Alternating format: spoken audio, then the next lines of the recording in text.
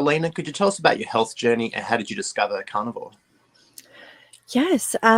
So my health journey has really been kind of going on primarily throughout my whole life, but a real direct intentional focus started in about 2017.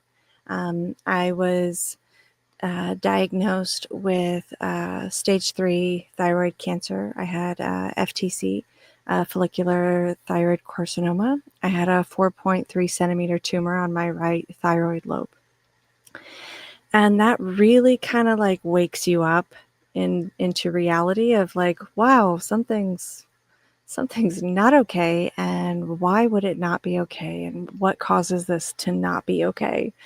um, and for reference, this is a type of cancer that is highly survivable, but usually only through surgery or radiation.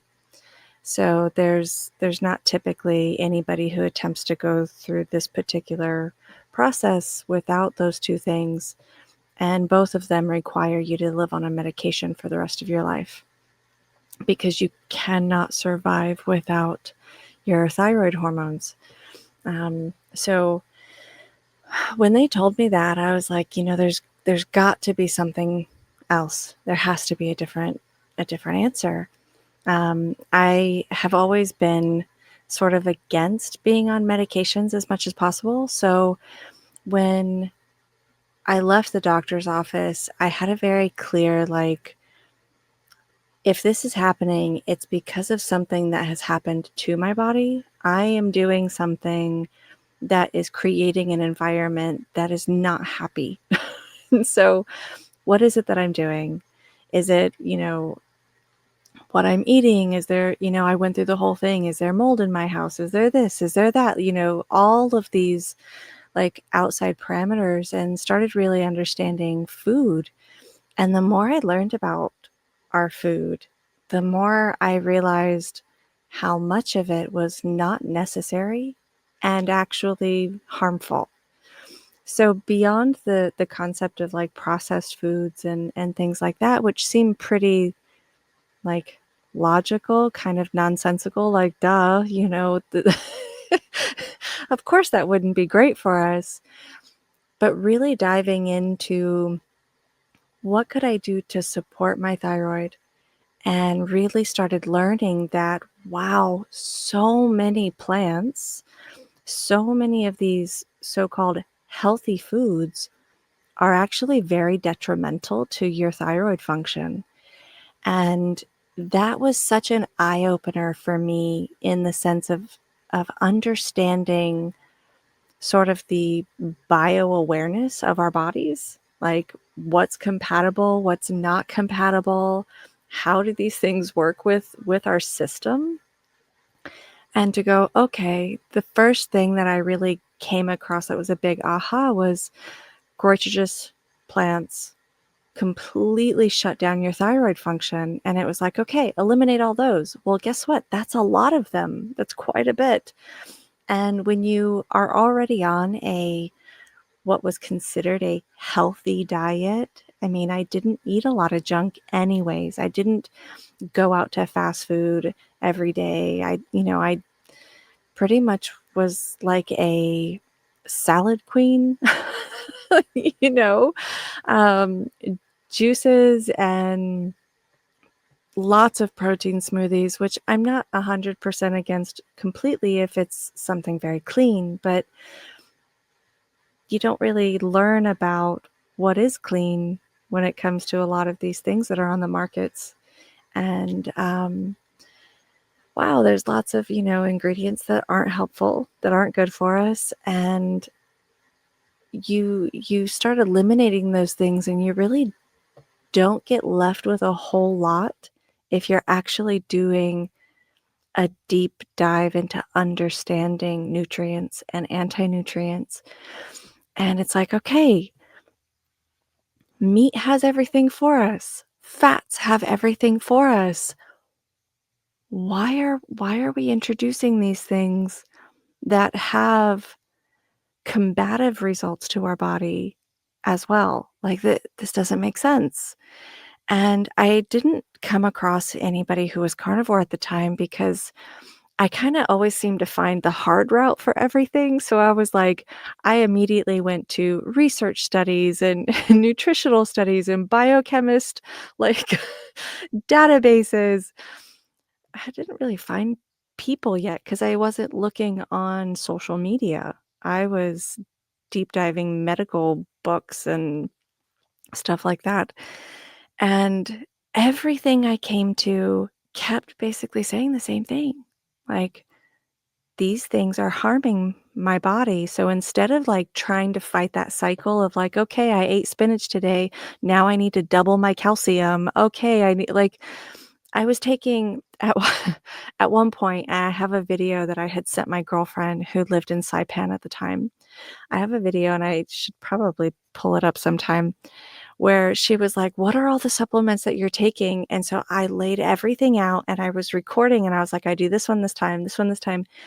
And I was taking over, like, 112 pills a day, like, not medications, but just supplements to counteract or to help override the anti-nutrient effect because, well, I still didn't quite convince myself yet that it was okay to just eat meat and fats.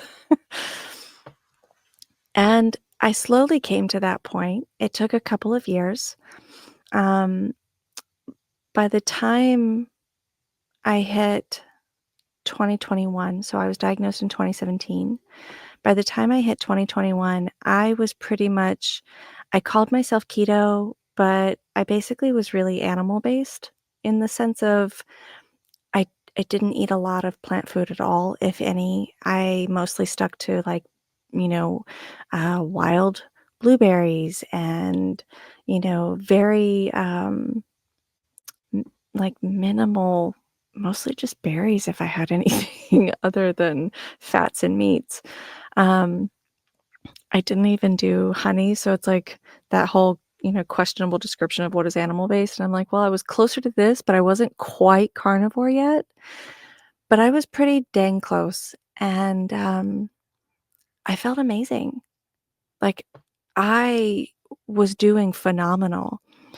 Before 2017, I spent years trying to figure out what was wrong with me, and the only reason I got diagnosed in 2017 was because I developed this large, bulbous, like, thing on my neck, and it was hard to swallow, but before that, I was fighting for years trying to get answers. Why am I so tired? Why do I pass out almost every time I stand up? Why am I gaining so much weight? I mean, I had gained by the time my first son was about 4 or 5 years old, I suddenly gained like 70 pounds in a year, and I'm very short. I mean, relatively for women here in America, I'm 5'4". I don't know what that translates in centimeters, but it's not very tall.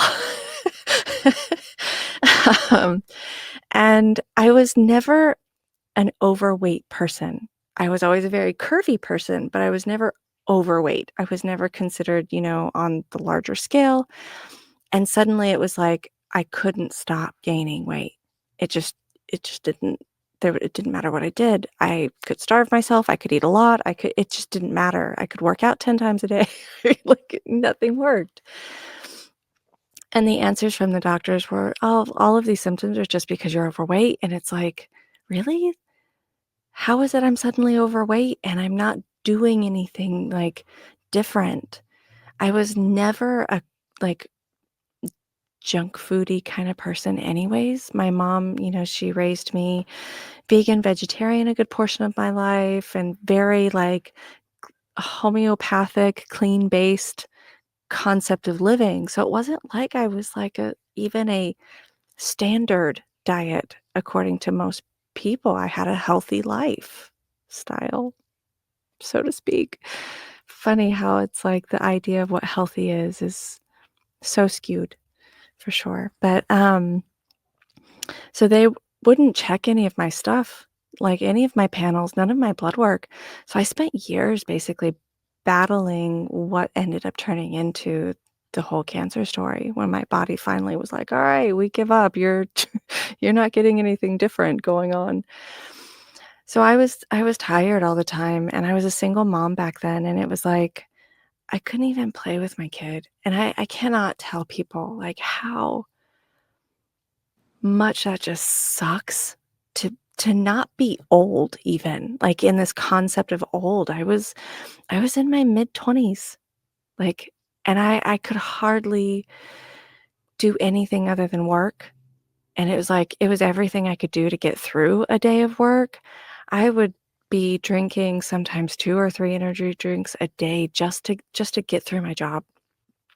And after I shifted everything towards an animal-based diet and we got closer, there was like this amount of energy that I was like, gosh, I haven't had this in years. I was doing things I hadn't done in a long time. I ended up meeting my husband in 2018 while I was kind of starting my journey of correcting what was going on. And so he kind of saw me still at a fairly lethargic state of the process. And he saw me get to 2021 where he was like, you're doing great. You are doing things that we weren't doing when we first started dating. I mean, we were going surfing all the time and I'm doing like 9-mile kayak trips upriver and like things that just were not even possible the years prior, even remotely.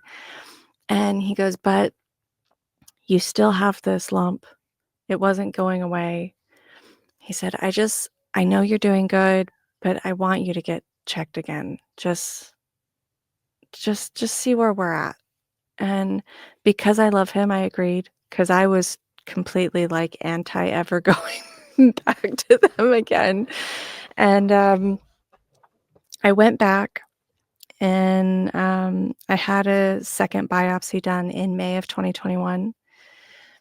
And the results of the biopsy came back undeterminable, whereas the first time they were like, "We have to do radiation.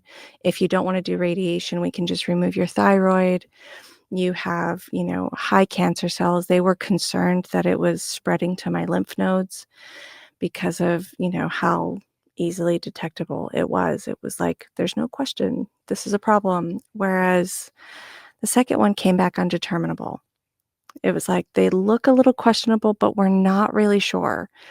And I was like, "Okay." I was good with that. My husband was not.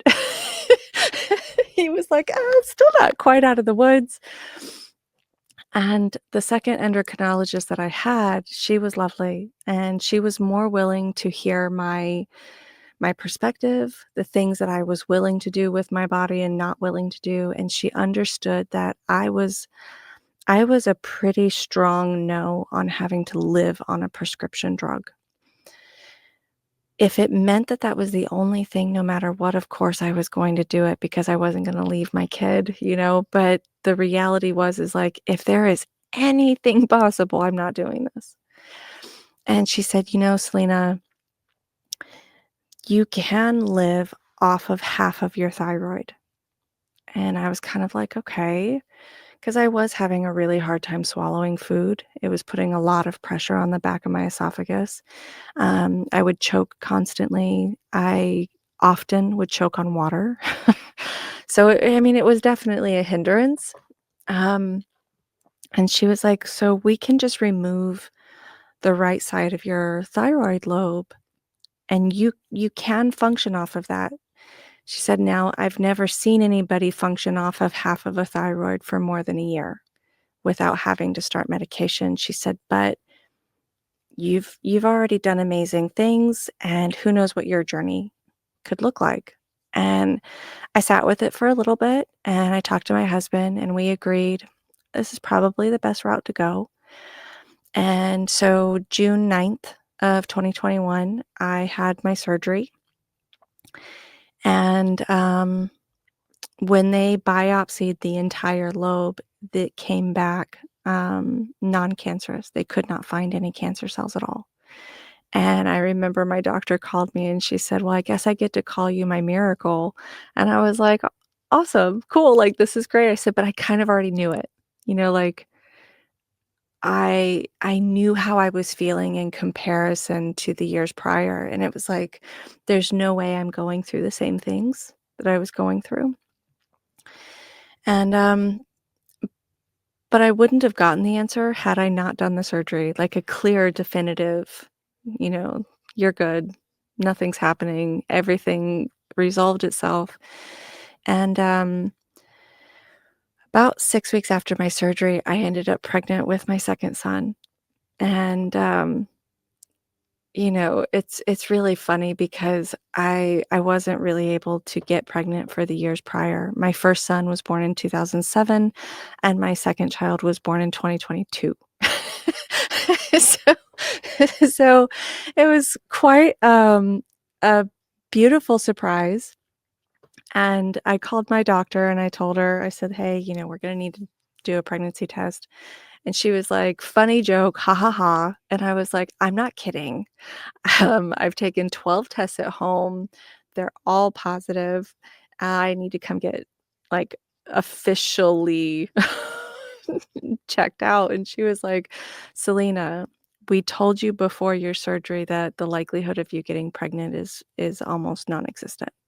And I said, "Well, I'm telling you right now, I'm pregnant." And she was like, "Come on down. If you wanna get checked out, that we'll do that. No big deal." And when she did, she found out that I was right at about 6 weeks pregnant. So I literally got pregnant, like, right after my surgery, and she just looked at me and she shook her head. She was like, "Your body hasn't even found, like, a hormonal stasis yet of its rhythm.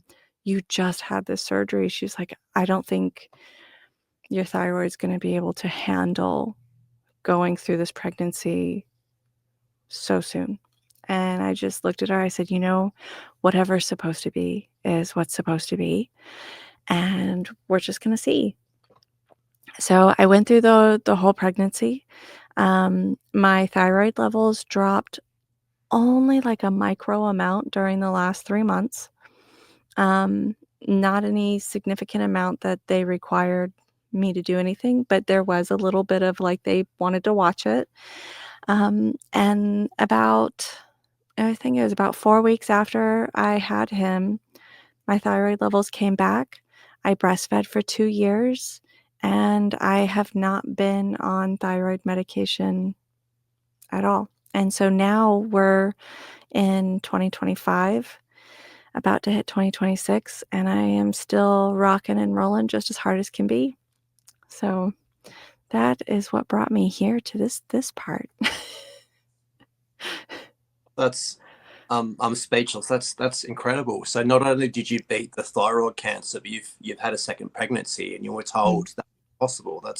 Yeah. That's Yeah. It's one of the, um, coolest experiences in general, just, like, the amazing things that we are as people, like, as human beings, like, what our bodies are so capable of.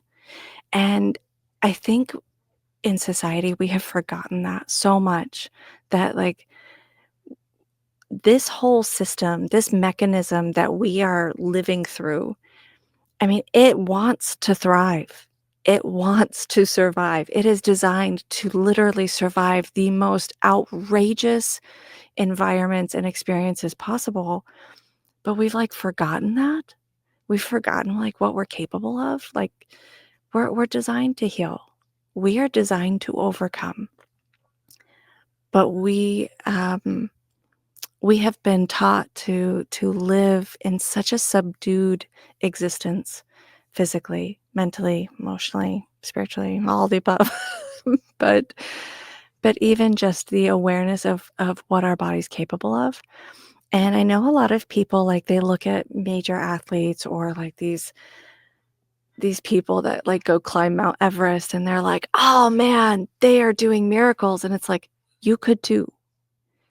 Do you want to? That's another question. But like we are so capable of such amazing things. And I never like really realized before this about the fact that I couldn't have children. I just knew it just didn't happen, but I never forcefully like sought out because I always just looked at, well, that's just not what's supposed to happen. I'm not going to try to force something um if it's not meant to be. And I am so grateful. I mean, definitely did not plan on having another child at 38 years old. But here we are, rocking 41 with a wild, immensely energetic 3-year-old. Wouldn't change it. It's great. Um, so yeah, I don't know. That's awesome. I was just curious. Like obviously, I've never been pregnant, but my wife has been pregnant with a 3-year-old son. Yeah. Oh, Chris, were you carnivore for your second pregnancy, and how was that compared to the first one? So I kind of balanced. I would allow myself to have like anything if I craved it necessarily. But I stayed, I would say, closer towards like keto-ish, animal base-ish during my pregnancy. I definitely did not want to go through my experience of pregnancy with a sense of deprivation. So I kind of just like, I didn't eat a bunch of crap, that's for sure. But if I was like, if I craved, God, what did I crave? I didn't really crave a whole lot, to be honest, which was much different than my first one for sure. And I was very deficient during my first one, so there's really like big awarenesses to see that in the difference there. But I mean, I didn't force myself to like not have anything if I was wanting something. I think I had chocolate a few times. I think I might have had a salad once, but it wasn't like a regular experience. I pretty much ate a lot of fats. That was really big. I would get chicken thighs, a lot of chicken thighs, and I would peel all the skins off and I would just eat those. Like I would cook them, obviously, that was a thing, but I ate those a lot. Um, and I did eat a lot more butter than I typically do. That was definitely a big thing. So I would say if anything, I just ate more fats than I typically would on a daily. Um, I also didn't do any prenatal vitamins, so that was a big thing that, of course, they were very, very cautious and concerned about with me because I was like, "Yeah, no, sorry, but thank you." Anyways, and, um, they had a really hard time with that, but they couldn't necessarily say anything because all of my blood work was always coming back perfect. In fact, one of the doctors, she said, she's like, "I don't even think I have standard patients that come back with blood work, so, like, as far as all my vitamins, and I wasn't deficient in anything specifically that they had any issues with." So it was like, "Well, we can't really tell you that there's a reason you need to be taking them if everything's looking good."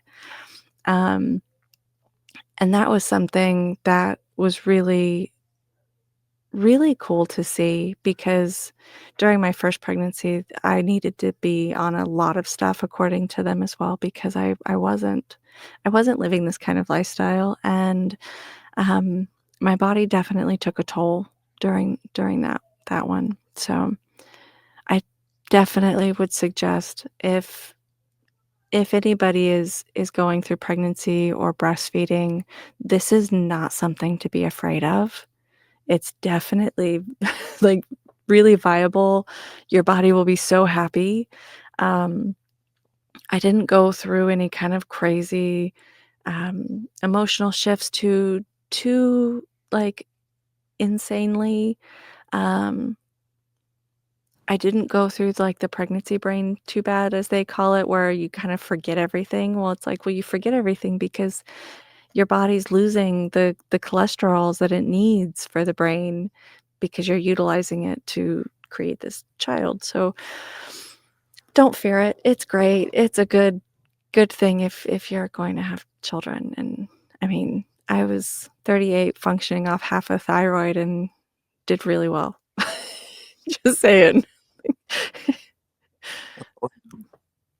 And going back to what you were talking about before, you had this kind of the supplement routine and the vitamins you were taking. I've definitely been there. I was probably doing not as many as you, not 112, but maybe 8 or 10 different supplements, and I would take them every morning. And one day, my son was watching me take them, and he said, "Oh, Papa, are you sick?" And I said, "No, I'm not sick. I'm." And then it made me really think, well, am I really being healthy? And that kind of started me on the path of, can I get my nutrients that I actually need from real food? Is that possible? And then that started me on the path of carnivore. And I think the supplement industry, it kind of preys on people's insecurities and maybe their Mhm. worries about their health, and they're making so much money off profiting off our insecurities, which is a little bit scary. Absolutely, absolutely. I was already like even during that period of my existence, I was already like really hyper aware of what companies to use because I had learned quite a bit about supplements before and how we didn't really absorb them. I mean, we absorbed like 1% of what was actually available, how a lot of the companies used tar to process their supplements in. And so I was if somebody needed what I would call emergency supplementation, because I do feel that there are times where somebody might be so detrimental in something, lacking something so much that a really clean product can be helpful, but you don't wanna look at it as something that you need to live on forever. The I ended up finding a company that I hands down will still always suggest if somebody's really, really out there, but it's completely an oral based, subliminal subliminal?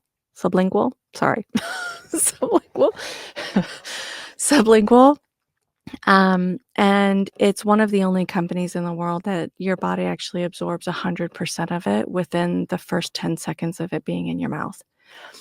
And so there are some out there if there are detrimental situations that need that. I'm not ever going to say that it's the worst thing in the world, but like what you were saying, where I'm doing this every day, I'm taking all these pills. Is this really like what living is? Like is this is what's for us? It it really becomes a like a big eye opener when you have that moment like you did with with your son, child, Yeah. with your son. Like, did I hear that right? Because that was something definitely a big factor in my life when my little one, um, who's not so little anymore, he's 18 now, but when he was so worried about me and when I was so tired all the time and I was so overweight, and I remember him coming home one day and he was like, "Mommy, I don't want you to be fat anymore." And I was like, "I know, I'm trying.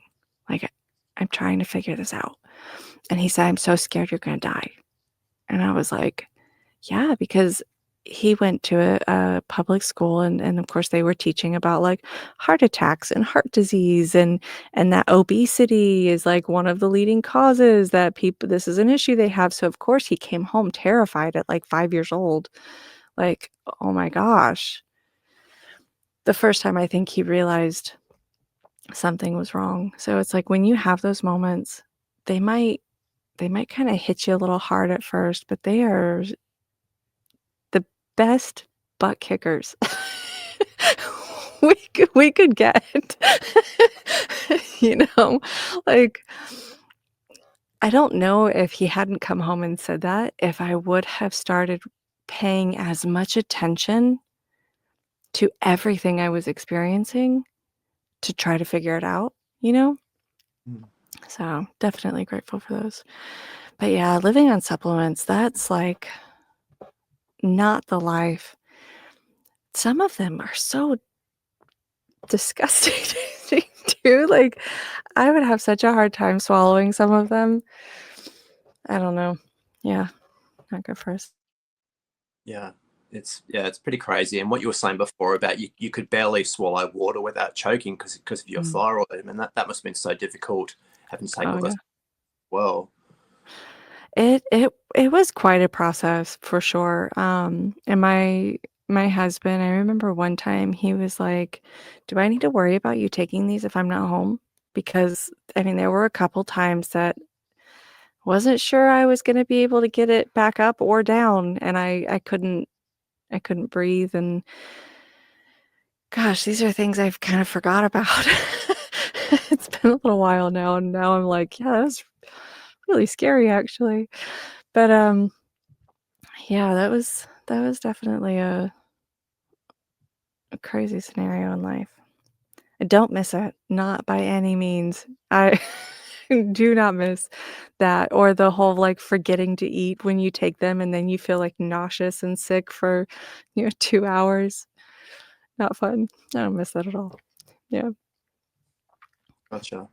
And I was curious when you had that initial thyroid cancer diagnosis, how did your diet change, and when did you start to notice a difference? When I had the first diagnosis in 2017,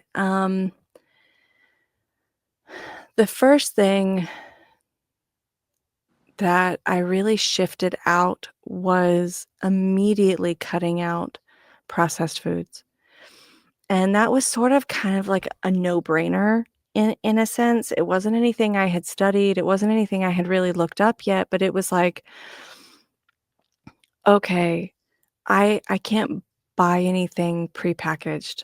That was like an automatic awareness I sort of was driving home from, going, "Okay, what do I have to eliminate?" And I eliminated a lot of, like, prepackaged seasonings and, um, anything that was, like, boxed.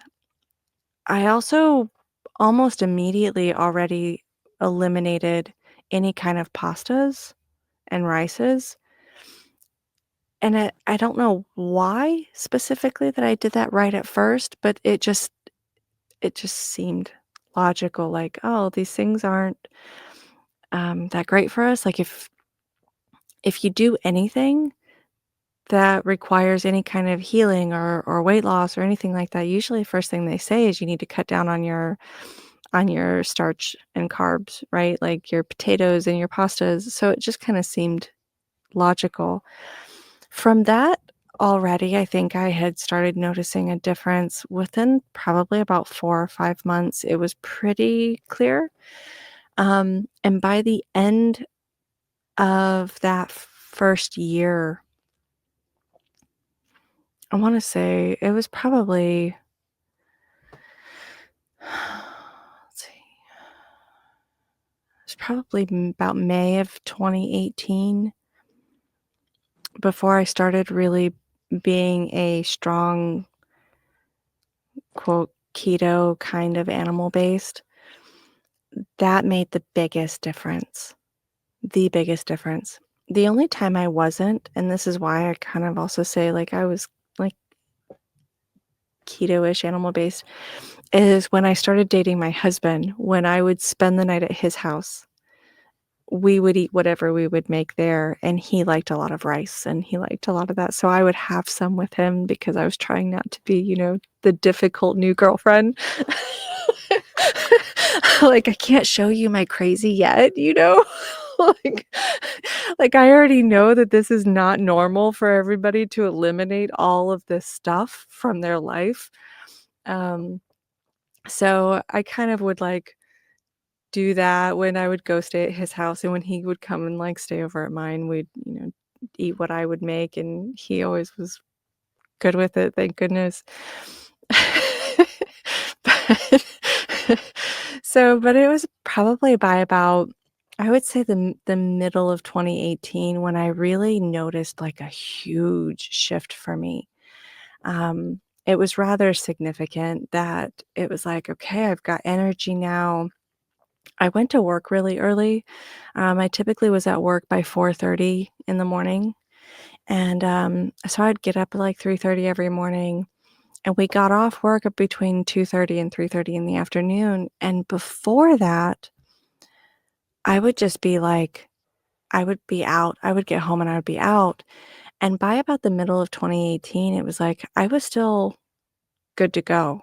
Like, we could go for a walk, and we could go, to the park, and we could go, see the band that was playing downtown, and, like, I was still going, whereas the year prior, that would have never happened. I didn't go anywhere. I did nothing. I was too tired, and, that was a pretty big shift. By the end of 2019, um, I had already lost all the weight at the time. I had lost over 112 pounds by, by September of 2019, which is when we got married, and the funny part is I was no longer really trying to lose weight at that point, which is really interesting because everybody is like, "Oh, you've got a wedding coming up and blah, blah, blah," and I was like, I wasn't even trying, it was just happening, and that was,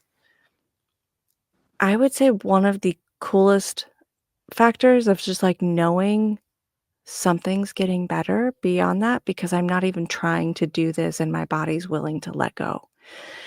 And I went, let's see, when I started, I was 272 pounds, and by the time I got married in September of 2019, I was only 160 pounds. So it was like, a pretty big shift, big difference. Um, but I would say with what I was dealing with, I would say it took about a good year, year and a half for me to really feel energetic and be completely like, "Oh, I can go do this." Whereas the first I would say the first 8 months, it was a very slow, gradual, like, raise of energy. Um, and that's something to be mindful for people who are trying to heal something. It's like, it's not gonna always be instant. Your body's gonna have to go through some major shifts, some detoxes for sure. Like, it's gonna need to go through a process of being able to let go of all of the crap that's been in your system, and usually that does not happen overnight, and you don't want it to. Truly, like, you don't want it to happen too fast because that can be just as detrimental. So, it is to be mindful for people, whoever is listening and chooses to listen to this. It does take time. It's not an instant process. It's not gonna be overnight. Um, I mean, mine took a few years before I really was, like, good, you know? And even after I had my 2nd son and after breastfeeding, I had a little bit of a dip again. I gained, oh, what is it? I gained about, like, 55 pounds-ish back during the pregnancy and the 2 years of breastfeeding. Um, and so my body, like, it was still doing some roller coaster stuff as far as, like, my hormones and figuring out my thyroid stuff. So I'm still working to lose some of that weight. Um, but even still now, I think I'm only like one size bigger than I was before I got pregnant. So I mean, I'm not like, it's not crazy. It's pretty good. I'm pretty good with it. I'm okay with how I am now. I, gosh, 10 years ago, I couldn't have said that.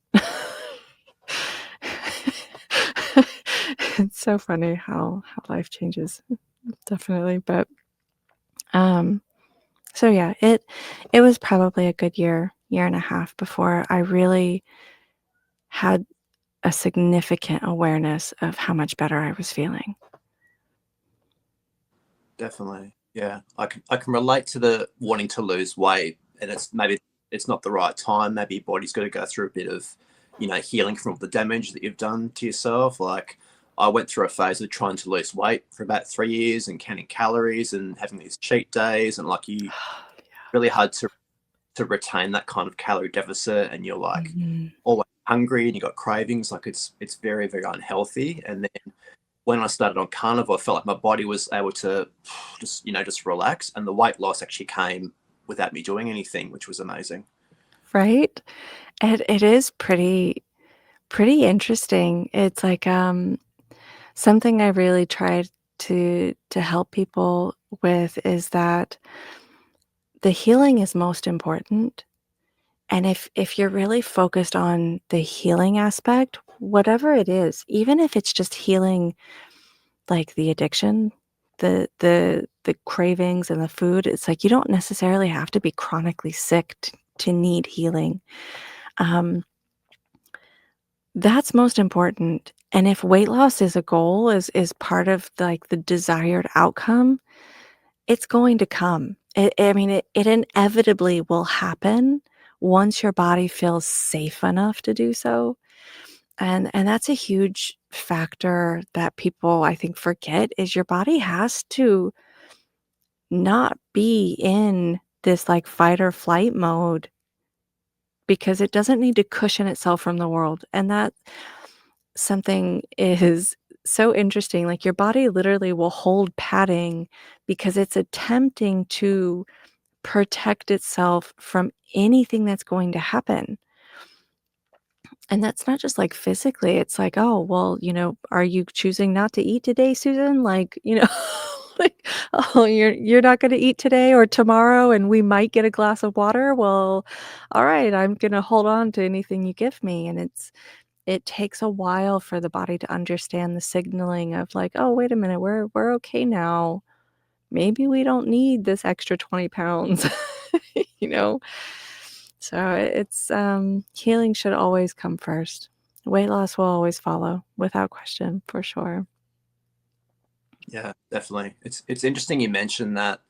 And I've spoken to a few people that are carnivore, and they've said all the similar kind of story. It's like as soon as they've actually started giving their body what it actually needed and eating more food, it's like your body is able to relax, and then they start to lose weight. It's like magic. It just throws the Right. whole calories out thing out the window. God, I hate that whole thing. I do, I really do. Especially in the beginning of my journey, like, before the whole cancer story, and everything I kept getting from the doctors was like, "Well, you just need to, like, reduce the calorie intake and, make sure you're just really watching what you eat, and you need to move more, and make sure you're exercising at least 5 days a week," and I sometimes am like an all or nothing kind of person sometimes, and I'm also very competitive. So so it was like, "Oh, okay, I need to, like, reduce all these calories," and I got to a point where I was eating, like, 800 calories a day, but I was working out twice a day. I would get up, I would work out, I don't anybody who's familiar, I did the P90X system. I would do that in the morning before I went to work and, got kids off to school and stuff. I still would not have eaten. I would end up with, like, a protein shake and, like, a juiced smoothie by brunch time, and then I would eat something very small for lunch with a lot of greens, and then I would work out again when I got home, usually something with high cardio, high intensity, and then I made sure I also walked anywhere between 10 to 15,000 steps a day. So, I mean, I was literally killing myself. But that's not what we're taught. I mean, we're taught that, oh, if you have all this excess weight, your body's gonna utilize that for fuel and like, yes, except if you're hyper stressing it too, and you're putting it in this chronic stress state, it's not gonna get rid of hardly anything. I mean, you'll lose weight, but you're mostly, like, starting to detriment, tissue from your organs, and you're detrimenting important, valuable structures. You're not really getting rid of all the fat. That's that was I'm trying to watch all my words. But, like, the reality that I was actually hurting myself so much more by doing that, but it was what recommended. I mean, that's what the doctors were telling me. This is what you need to do if, because you just have all these symptoms because you're overweight. And it was like, okay, and I did lose weight. I mean, I did. It's inevitable. If you're starving yourself, you're eventually going to lose weight, but you're kind of losing your health along with it at the same time. And it was interesting because I did start to lose weight, but my symptoms got worse, and it was like, "This doesn't make any sense. Like, how is this possible?" So, yeah, that the calories in, calories out thing is that's a no-go for me. I'll pass. I did that. I did that. No more. And I think what you were saying before about having these like fruit smoothies and like protein shakes, and whenever I see a TV show or a movie and someone's been diagnosed with cancer, the doctor always says, okay, you need to have raw fruit vegetable juices 4 times a day, and that's going to beat the cancer. Like, it, yeah, like I'm not an expert, but what I understand about cancer is that it thrives on glucose, and It does, yeah. fruits and vegetables they beat cancer, but like we know that's not true, right? Right, exactly. I mean, I even I don't think I've said this on anybody else's thing before, but I even did the whole, like, if anybody's heard of the medical medium, whole thing. It's basically, like, nothing but celery juice and a shit ton of sugar. Excuse me, a whole lot of sugar. I'm sorry, I used to be a truck driver, so you have to forgive me. Um, I'm doing really good. So so, um, and and when I was doing that, it was like I would have these really big spikes of energy for short periods of time. It was like being on speed, and, not that I know what that's like, but you are getting a whole new side of Selena, the unknown version, the backstage, so sorry, Todd. Um, Anyway, s I'm sorry, give me a moment. Ah, yes. So I would get these really large bursts of energy, and, I would think that that was a good thing. Like, "Oh, look at all this. I'm go, go, go, go, go." And then I would crash so hard. I mean, like, devastatingly hard. And the fact that I ever thought that for a minute was even remotely healthy for me is so sad. I look at some of those things that like, we went through or we were taught, and I go, "God, what is this for? Like, why are they teaching this?" Of course, I know now, money talks a lot. Money talks a lot, and you can't get rich off of healthy people. There's no profit there, and it's also more challenging to manipulate them to do what you want if they're able to kind of think for themselves. And sadly, whoever wants to believe that, these large corporations and conglomerates are looking out for our best interest. Well, I hate to pull the wool off of your eyes, but that's not the case. They don't care. I mean, they they don't care. Money talks. But it's Yeah. sad because a lot of people are so susceptible to what they're selling, what they're teaching. Yeah, absolutely. It makes me think back to about eight 8 months ago, 10 months ago. There's a company of supplements in Australia called Blackmore's, and they were sued because patients were having toxic amounts of B6 in the supplements, and they're going blind and having all these side effects, and they were taken to court. And that was another kind of red flag for me. It's like, well, the CEO of Blackmore's, he doesn't care about my health. He's worried about how much profit he made, this year, or if he's up in sales compared to last year. Like, he doesn't really care about my well-being. Yeah. It's Yeah, pretty. it's really sad.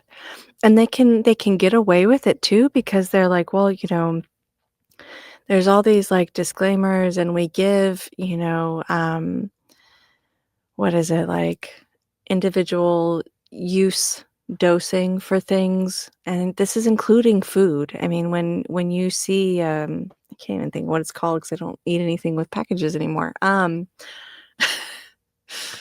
Serving size, there we go.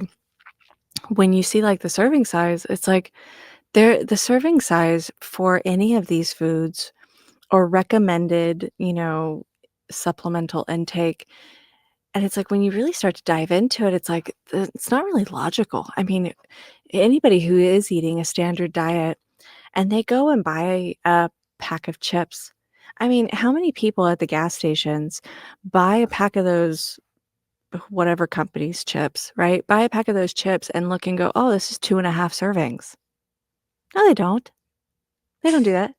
They eat the whole damn bag, right? I mean, not only because of all the chemicals and everything and that trick you into thinking you're not full and you're still hungry and you need more, and then now you also have the dopamine spike where they hit every bliss point they could possibly tap into. In addition to that, it's like the serving size is an illogical amount of food for anybody. Like, it's not gonna do anything for you, you're gonna eat more.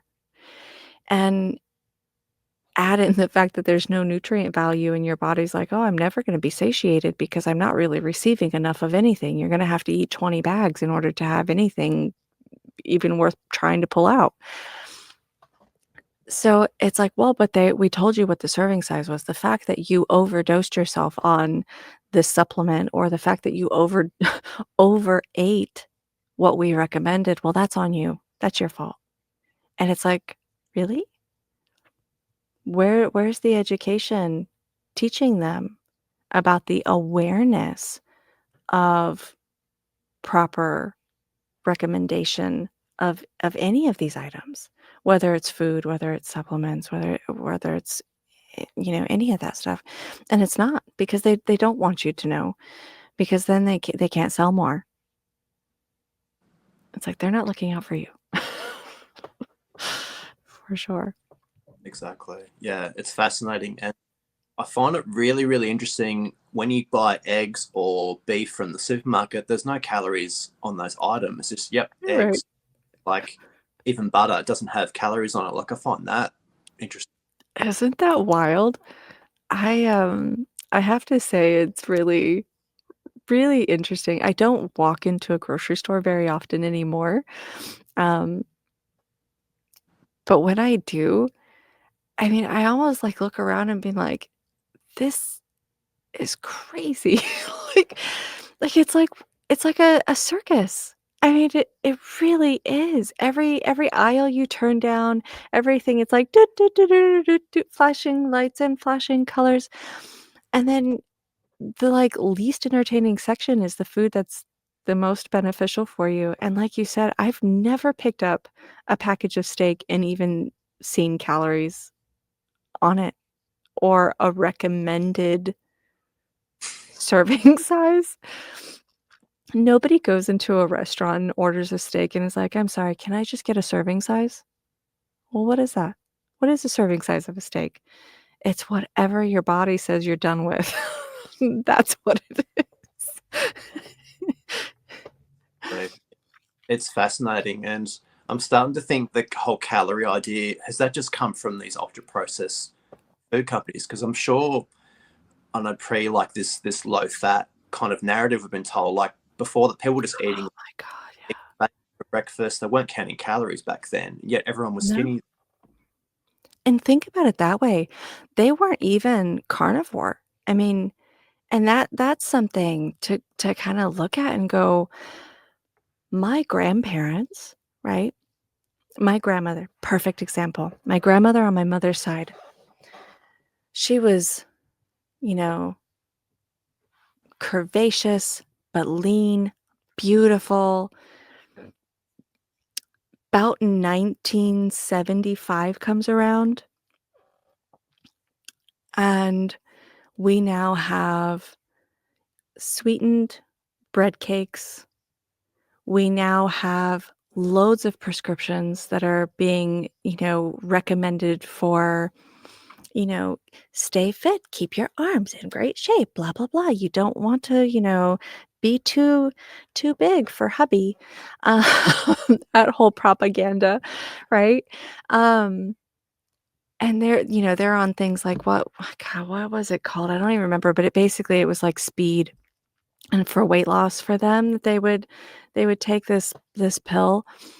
And we also had like margarine invented during that time period where it was really marketed, and a lot of these like fake processed foods were starting to be introduced. And my grandmother blew up like a balloon. I mean, she went from being like this beautiful, like size 6, size 8, I don't know what that is for you guys, um, to probably about twice the size that I am now, and completely addicted. By the time she passed away, she was severely addicted to, like, Little Debbie's food cakes. She would she would go out of her way to eat those instead of food. And in fact, like, when we tried to, like, get her to eat an actual meal, she would just stash these, like, sugar cakes and stuff. She would hide them, like, under her bed. She would hide them in her pillowcases. I mean, like, it's a drug. Like, it hits your brain like a drug, and she was addicted. But it's like this whole thing of people from her era earlier. It's like they weren't just walking around with morbid obesity as a high epidemic in society. In fact, it was a rarity. And people who were considered that way usually were in like the freak show circus. And guess what's sad? Oh my gosh, speaking of this, what is so sad about that is I looked at one of those things. I have like this weird thing where I always get interested in like odd obscurities and like historical obscurities. And one of the gentlemen who was part of like the traveling circus in the freak show for his large obesity, he was only like 290 pounds. Like that's pretty common nowadays. Like that's a common size. I don't know what that translates to, but it's like that I see that every day, a lot, everywhere, for men and women. And to think back that in like 1920s, 1930s, and 1940s, he was in a freak show circus being like ticketed as a sideshow because it was such an oddity. Like that should wake people up right there. Like, guys, this is not normal. This isn't, we weren't meant to be this way, but we didn't have all the garbage. I mean, my grandparents, they ate potatoes and they ate like cornbread and biscuits and stuff, but they were made with clean ingredients. Everything was cooked in lard or butter. I mean, everything. I don't know anything that wasn't. Everything was. bacon grease constantly for everything. They saved it for everything. They put it in everything. There was never like this um fear factor of eating too many fats. It just didn't come in until about the 70s, and I watched it destroy a lot of women in my family, for sure. Yeah, it's pretty sad. I remember when I was a kid, so I grew up in the late 90s, early 2000s, and everything was labeled, oh, it's low in fat. That means it's healthy, right? And it's kind of like, Right? we grew up having Pop Tarts every Sunday, watch your stuff. Maybe that was essentially my childhood. But I think Yeah. Pop now they've got so many ingredients in them, like Oh that. my gosh. There's no way it's good for you, even in moderation. No, Don't even. no. It's crazy. I think we grew up around the same time period. I was born in '84, so, um, it was not an uncommon thing, like, everybody had cereal, everybody had, like you said, Pop-Tarts. It wasn't an odd thing to have candy. I mean, who doesn't have a candy dish that grew up in the '90s? Like, everybody had a candy dish. Your grandmother, your aunt, and, your friend's mother down the street, everybody had a candy dish. Everybody drank Kool-Aid. Like, literally pure sugared chemical water. But, yeah,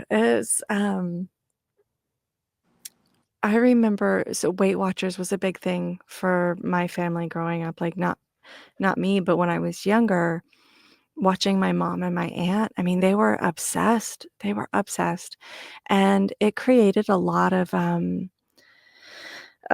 disorders, in my family because of it.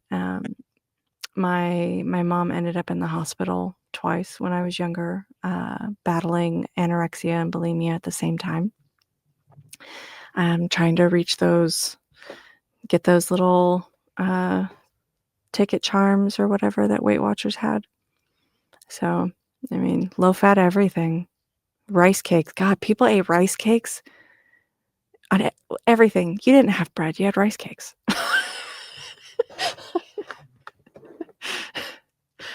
Yeah, so Yeah, I've been now that like used to be my pre-workout snack. Rice cakes with honey on them. That'll go and hit the gym. And I thought, oh, this is great. I've got so much energy.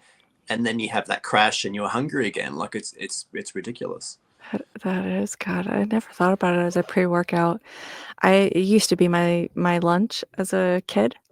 My mom would, give me rice cakes with peanut butter and raisins on top, and so, I mean, I had my protein.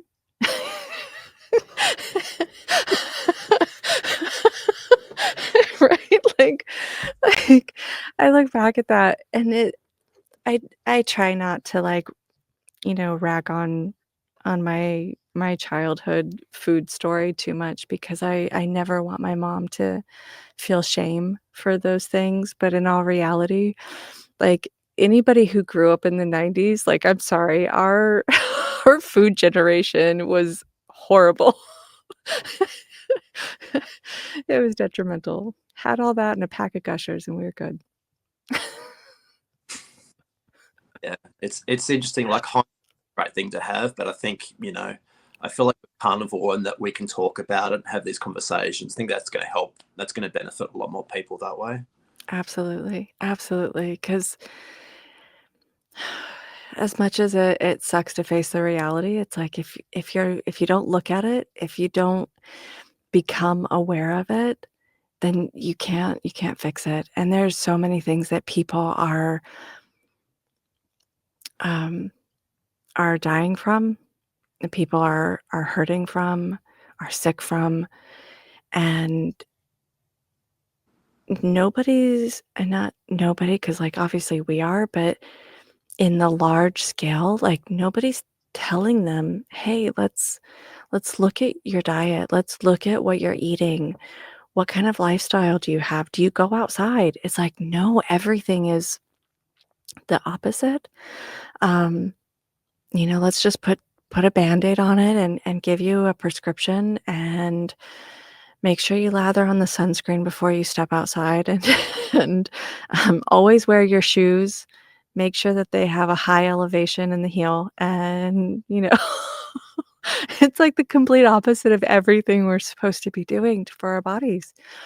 Um, I only recently really started becoming aware of the whole, like, circadian rhythm and the sunshine thing, and that was something I had a huge, like, epiphany not that long ago, like, maybe, like, 3 or 4 months ago, about the awareness of during those first couple years after I was diagnosed, before my surgery, my husband, he was dragging me out to the beach, like, every chance he could. I mean, sometimes 4 or 5 times a week. And because he was a surfer, so thank God, because we would go out there and we would be leaving the house before sunrise, which meant the whole drive there, we're facing the sun. We're driving into the sun. So we're facing the sun. So I'm literally like watching the sun come up like almost every morning. And then I would sit out there under first sunlight for about 3 hours before we would leave and go drive back, and sometimes drive back to go to work or, have the rest of our day. And it wasn't until a few months ago that like, after learning more stuff about all of this, that I was like, holy crap, he doesn't even know how much he contributed to helping me heal. Because that is a huge factor, like massively, especially for like hormones and your body getting the signal it when to produce and how much to produce. In fact, with vitamin D being a hormone and not a vitamin, which I feel like it's such a shame we still call it vitamin D, but being a hormone, it's like I was getting all of those things, and we still did that.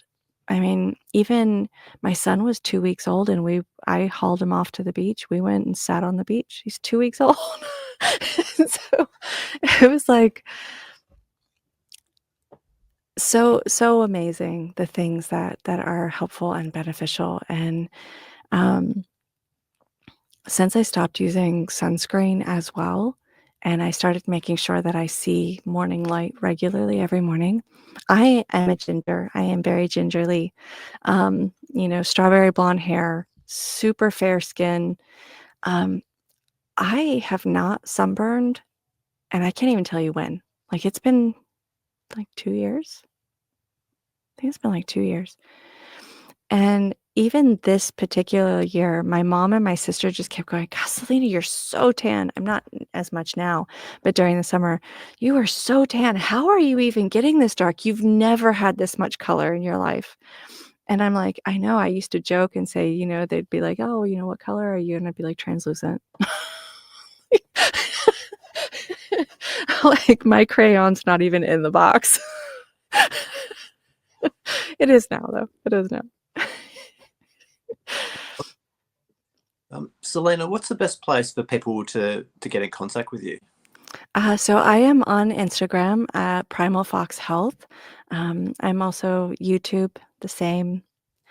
Um, I have a TikTok, but you don't really find me there. Got I'll leave a note in the show notes. People can check out your social media and get in touch with you. Awesome, that'd be lovely. Yeah, Excellent. Thanks so much for your time today, Selena. Thanks for sharing your journey with us. absolutely. Thank you so much for having me. It was a pleasure and it was fun. It was, yeah, we had a few laughs. All right. Thanks, Selena. Yes.